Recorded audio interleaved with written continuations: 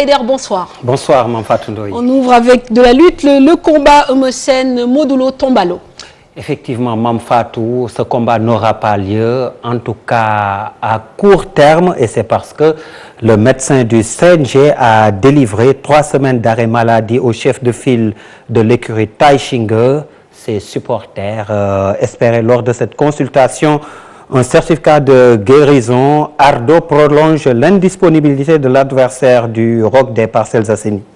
Le promoteur Aziz Ndiaye et les amateurs donc devront patienter avant de voir les deux lutteurs en découdre.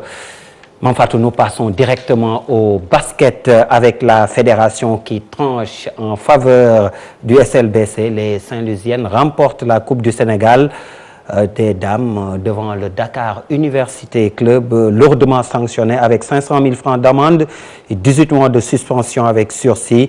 Les dirigeants du club estudiantin crient au scandale et suspendent toute activité liée aux compétitions organisées par l'instance fédérale. Reportage signé Cheikh John.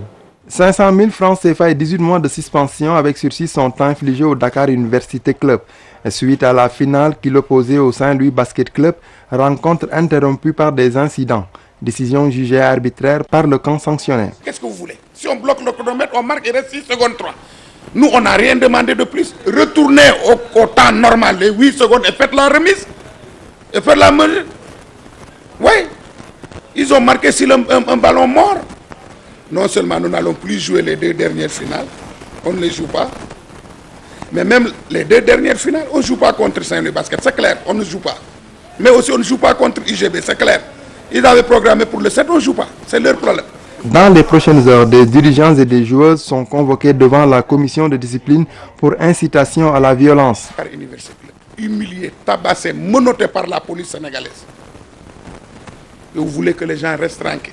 Son seul tort, c'est de courir pour dire au banc du duc, écoutez, faites signe à la table parce que le chronomètre est bloqué. En courant, il a dû toucher un caméraman de la 2S, un de vos collègues, qui l'a manifesté violemment. La police est en ville, les 2 personnes en train de se parler, ils sont venus, ils l'ont cueilli là. À l'heure où je vous parle, il ne marche pas. Vous croyez que ça c'est normal? Même si le Duc est sanctionné pour acte antisportif, le titre de la meilleure fair play a été décerné à la meneuse du Duc Ndeye Fall. Un paradoxe selon les dirigeants. Surdité, une club qu'on sanctionne pour des actes de violence, qu'on convoque des joueuses au niveau de la commission de discipline et qu'on dise qu'une de ces joueuses est fair play, c'est absurde pour vous dire que c'est une fédération qui tâtonne. Il y a des incompétents qui sont au niveau de cette instance, des comploteurs. Je pense qu'il faut que ça s'arrête. Il faut que les gens apprennent à respecter le Duc. Nous, on est là, on s'investit nuit et jour. On a des gens qui sont des cadres de haut niveau, qui ont appris à gérer le basket. Selon l'article 64 des règlements généraux, l'amende de la somme de 500 000 francs doit être acquittée dès la saison prochaine. Mame Fatou Ndoye, sportivement, je vous repasse le témoin. Merci, Papa Abdoulaye Aider.